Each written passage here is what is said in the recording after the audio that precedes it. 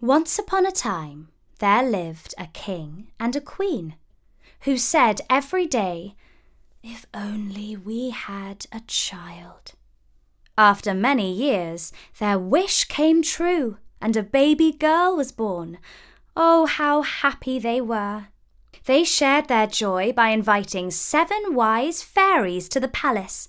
When the fairies sat down to eat, they each found a gift made of gold by the side of their plate.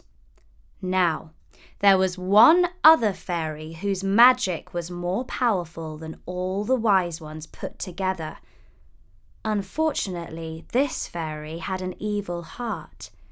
When she heard of the celebrations for the baby princess and found out that she had not been invited, she took great offence. Towards the end of the evening, each of the wise fairies gave a magical gift to the baby princess.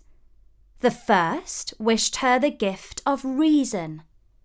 The second wished her the gift of beauty. The third wished her the gift of grace. The fourth wished her the gift of music. The fifth wished her the gift of dance. The sixth wished her the gift of... Well, we do not know what gift she would have wished for, because at that moment the evil fairy appeared in the centre of the great hall, her mouth fixed in a false smile and her eyes delighting in spite.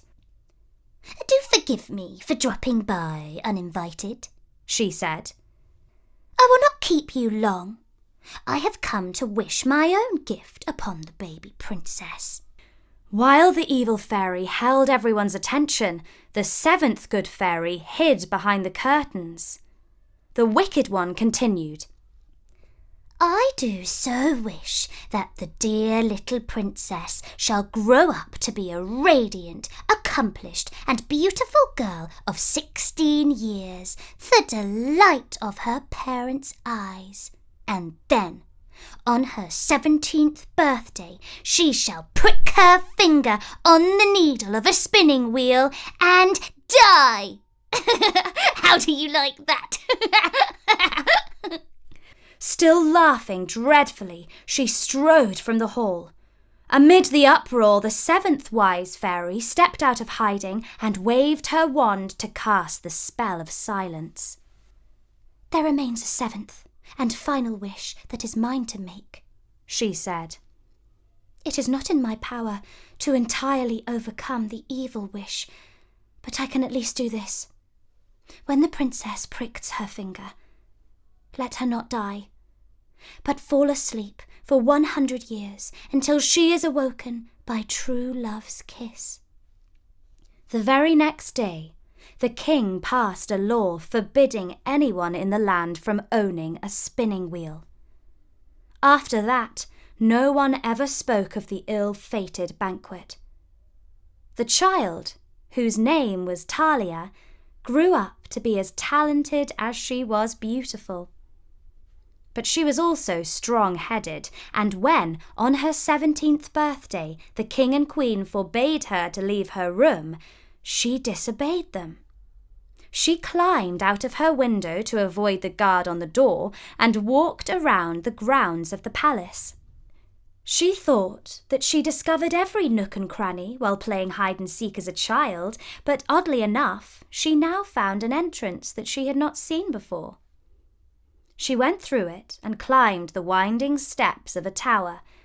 Up, up she stepped until right at the top she came to a room. The door was ajar. Inside, she found an old woman working intently at a strange wheel. "Pray tell me, good woman, what is that?" asked Talia. "Don't you know? It is your destiny, my dear," replied the woman. "If it is my destiny, may I try it?" The old woman let the princess sit and play with the fascinating toy. The wheel spun and the needle bobbed up and down. "What fun!" exclaimed Talia. But oh, the princess was not used to spinning thread, and she pricked her finger on the needle. "Look, am bleeding," she exclaimed. The princess returned down the steps of the tower. Her legs felt weaker and weaker, and when she reached the rose garden, she lay down on the grass and fell into a deep sleep. The courtiers carried her to her room. On and on she slept, and gradually everyone else who lived in the palace was also overcome with sleep. In less than a week, a great forest had grown around the walls, enclosing the palace entirely. 100 years later, a prince was out hunting. He asked his companions, "What are those towers above the treetops?" Some said that an ogre lived there. Others said that witches danced there at full moon. And a third theory went that it was home to a sleeping princess. The curious prince pointed his horse towards the tower and rode through the trees. He soon came to a dark place where the thorn bushes were so thick and sharp that no one could pass through them. But for him alone, the brambles parted and made way. On he rode through the gates of the palace itself, where he found that every lord and master, every horse and hound lay fast asleep. He saw food on plates, glasses half full, fires still burning, everything exactly as it had been.